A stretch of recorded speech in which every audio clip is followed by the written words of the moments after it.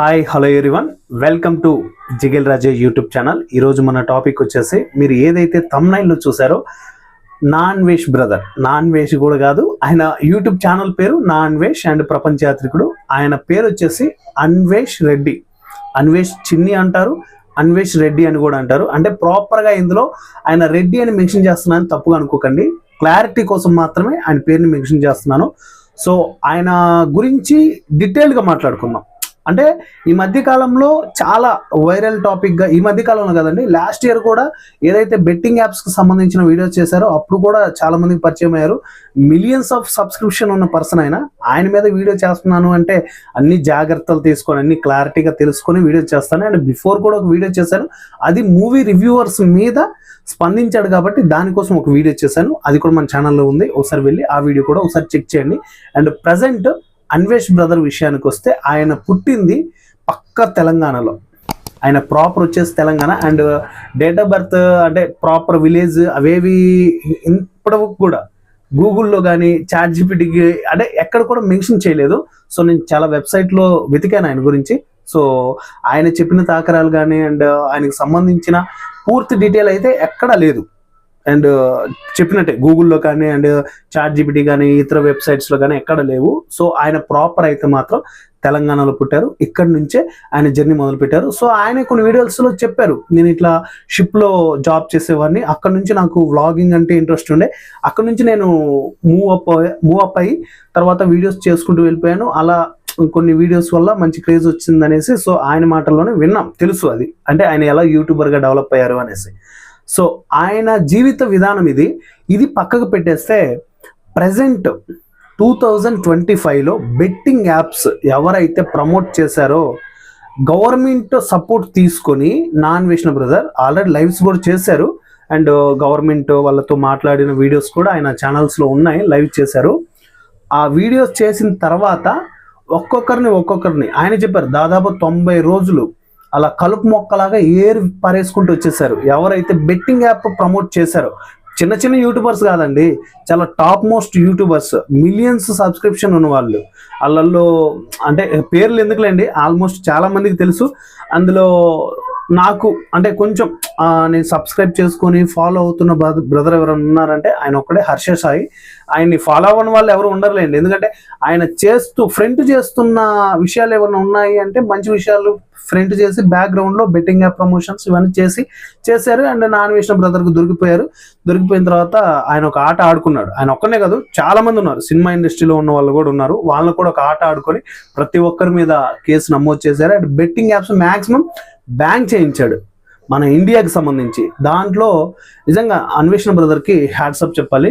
So తర్వాత ఈ మధ్య కాలంలో ట్రెండింగ్లోకి వచ్చిన న్యూస్ ఏంటంటే, ఆయన ఇన్స్టాగ్రామ్ అనేది డిలీట్ అయింది. ఎవరు చేయించారు అంటే కరాటే కళ్యాణి అనుకుంటాను ఆవిడ పేరు. ఆవిడ అంటే ఎలా పడితే అలా హిందూ సోదరుల్ని ఇలా మాట్లాడుతున్నాడు, ఇది కరెక్ట్ కాదని చెప్పేసి ఆయన ఇన్స్టా డిలీట్ చేయించారు. చేయించిన తర్వాత ఆయన ఏం చేశాడు, నాకు వెంట్రుకతో సమానం, అంటే ఏదైతే ఇన్స్టా ఉందో అది నాకు వెంట్రుకతో సమానం, మీరు ఇలాంటివి ఎన్ని చేసుకున్నా కూడా నేను మాట్లాడడం, నేను చెప్పడం, అంటే నా భారతదేశం గురించి ఒక బాధ్యత గల పౌరుడిగా నేను మాట్లాడడం ఆపను అనేసి సో ఆయన చెప్పారు. తర్వాత మళ్ళీ 1 or 2 డేస్లో ఆ ఇన్స్టా అనేది రికవర్ అయిపోయింది. ఆయనకి ఏవైతే మిలియన్స్ ఆఫ్ ఫాలోవర్స్ ఉన్నారో దాని గురించి, అంటే మళ్ళీ అదే ఇన్స్టా, వేరే పేజ్ కూడా కాదు, వేరేకి సంబంధించింది కూడా కాదు, అదే మళ్ళీ రికవర్ అయిపోయింది. ఆయన ఇన్స్టా ఏదైతే ఉందో అది మళ్ళీ కంబ్యాక్ వచ్చేసింది. సో మూడో పాయింట్ ఏంటంటే మత ప్రచారం. అంటే మత ప్రచారం అని కూడా వాడకూడదండి పదం అది. ఎవరైతే హిందూ సోదరులు అండ్ ముస్లిం సోదరులు అండ్ క్రిస్టియన్ సోదర్స్, 3 మతాలు ఉన్నాయి కదా, ఈ 3 మతాలకు సంబంధించిన వాళ్ళ మీద వీడియోస్ చేశారు. అంటే ఫస్ట్ ఏం చేశారంటే హిందూ సోదరుల మీద చేశారు. అండ్ ఆయన ఉన్నారు కదా, ఆయన పేరు గుర్తుకు రావట్లేదండి, రాధా మనోహర్ దాస్, ఆయన ఉన్నారు కదా, ఆయన మీద వీడియోస్ చేశారు.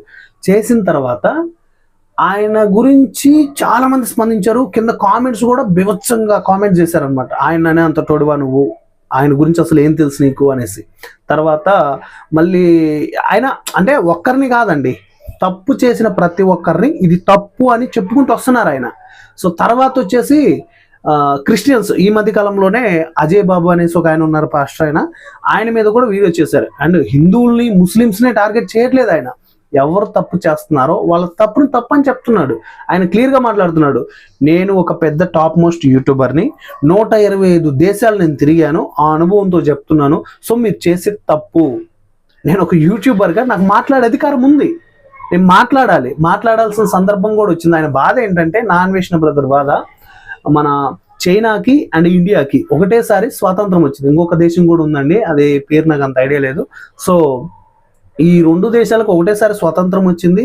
అండ్ ఇండియా డెవలప్డ్ కంట్రీగా ఇంకా కాలేదు, చైనా అంచెలంచెలుగా ఎదిగిపోతుంది. మరి మన ఇండియా ఎందుకు డెవలప్డ్ కంట్రీగా కావట్లేదు అనేసి చాలా బాధపడ్డారు, చాలా వీడియోస్లో కూడా మాట్లాడారు. సో అలాంటి ఒక వ్యక్తి స్పందించడం అనేది అసలు అది అంటే జోక్ కాదు కదా, చాలా సీరియస్ మ్యాటర్ అది. ఆయన స్పందించాలి. అంటే మిలియన్స్ ఆఫ్ సబ్స్క్రిప్షన్ ఉన్నారు కదా, ఇంతమందికి తెలుస్తుంది. ఆయన ఆ బెట్టింగ్స్ యాప్స్ మీద చేసినప్పుడు అదే అంతమంది చూశారు. అండ్ రాధా మనోహర్ దాస్ గారి మీద చేసినప్పుడు అంతమంది చూశారు. అంటే ఆయన ఫాలోవర్స్ ఎంతమంది ఉన్నారు, ప్రతి ఒక్కరు ఆయన వీడియోని వాచ్ చేస్తున్నారు, చూస్తున్నారు. సో ఆయన చెప్పిన దాంట్లో నాకు తెలిసినంత వరకు ఎక్కడ కూడా తప్పు కనిపించలేదండి. ఉన్నది ఉన్నట్టు చెప్తున్నాడు. మీరు ఇప్పుడు అనొచ్చు, అరే ఆయన ఉన్నది ఉన్నట్టు చెప్తున్నాడు, మరి సినిమా రివ్యూవర్ల మీద వీడియో చేసినప్పుడు నువ్వెందుకు స్పందించి వీడియో చేసావురా అని మీరు అడగొచ్చు.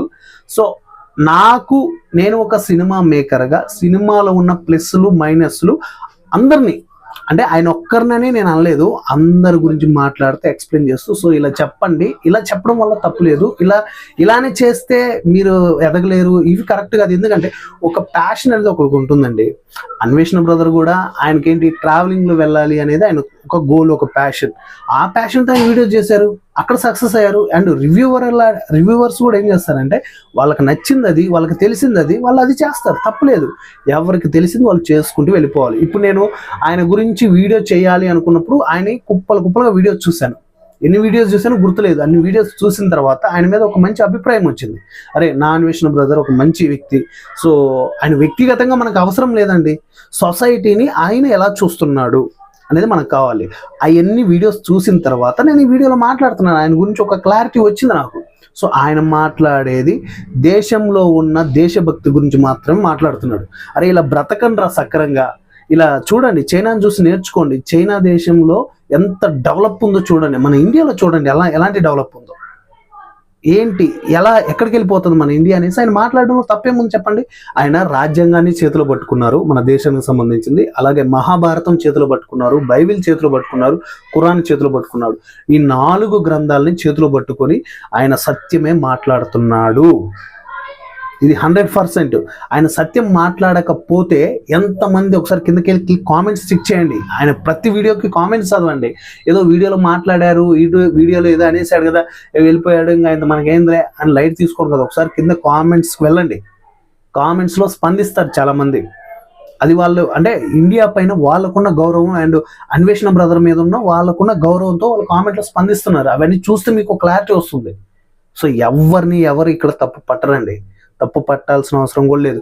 ఆయన 1కి 10 సార్లు చెప్పారు, నేను 125 దేశాలు తిరిగాను, మన ఇండియా వైజ్గా ఫస్ట్ నేనే 125 దేశాలు తిరిగాను, అన్ని చూశాను, అన్ని నేర్చుకున్నాను, అన్ని తెలుసుకున్నాను, అవి మన ఇండియాలో పాటిస్తే బాగుంటుంది, మన ఇండియా కూడా ఒక డెవలప్ కంట్రీగా మారుతుంది అనేసి చాలా సార్లు చెప్పారు ఆయన.